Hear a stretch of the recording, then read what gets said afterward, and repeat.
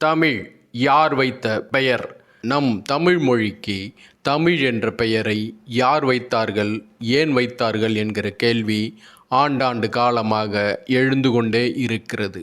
தமிழ் என்ற பெயரை தமிழன் வைக்கவில்லை, வேறு யாரோதான் வைத்திருக்க வேண்டுமென வயிற்றெரிச்சல் பிடித்த நரிகள் அவ்வப்பொழுது ஊளையிடுவதுண்டு. அவற்றில் சில தமிழ்த்தோல் போர்த்திய நரிகளும் உண்டு. அப்படி ஊளையிடுகிற நரிகளுக்கு நாம் சொல்வதெல்லாம் ஒன்றுதான். எங்கள் வீட்டு பிள்ளைகளுக்கு எங்கள் வீட்டார்தான் பெயர் வைத்திருக்கிறார்கள்.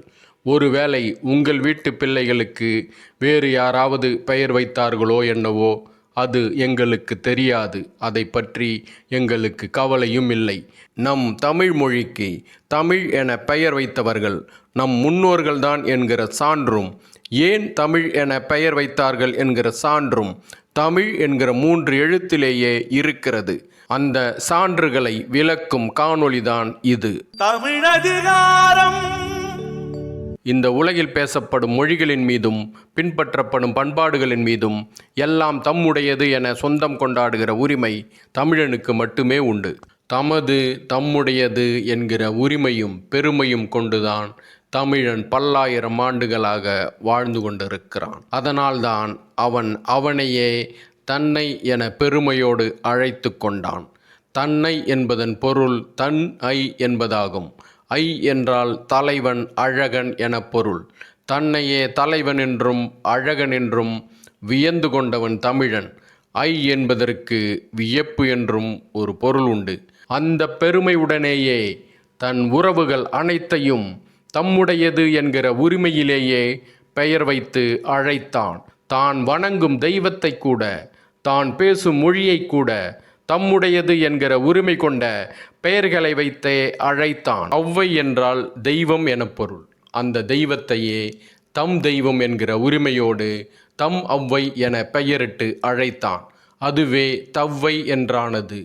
தவ்வைதான் தமிழினத்தின் தாய் தெய்வமாகும். அதை போலவே தன் அம்மாவை உரிமையோடு தன்னை ஈன்றவள் என்றான். அதிலிருந்தே தாய் என்கிற சொல் பிறந்தது. தாய் என்கிற சொல்லிலிருந்துதான் தாயம் என்கிற சொல்லை வகுத்தான் தமிழன். தாயம் என்றால் ஆளும் உரிமையை பெறுதல் என பொருள். தமிழர் விளையாட்டில் கூட தாயம் விழுந்தால்தான் விளையாடத் தொடங்கும் உரிமை கிடைக்கும். அடுத்தது அப்பாவை உரிமையோடு தன் அப்பன் என்றான். அதுவே தகப்பன் என ஆனது. அதை போலவே தனக்கு முன் பிறந்தவனை தன் அண்ணன் என உரிமை கொண்டு அழைத்தான். அதுதான் தமையன் ஆனது. தனக்கு முன் பிறந்தவளை தன் அக்கை என உரிமை கொண்டு அழைத்தான். அதுதான் தமக்கை ஆனது. தனக்கு பின் பிறந்தவனை தன் பின்னவன் என உரிமை கொண்டு அழைத்தான். அதுதான் தம்பி ஆனது. தனக்கு பின் பிறந்தவளை தன் பின்னவள் என உரிமை கொண்டு அழைத்தான். அதுதான் தங்கை ஆனது. இப்படியெல்லாம் உறவுகளையே உரிமை கொண்டாடியவன் தான் பேசிய மொழியை எப்படி உரிமை கொண்டாடாமல் இருப்பான்?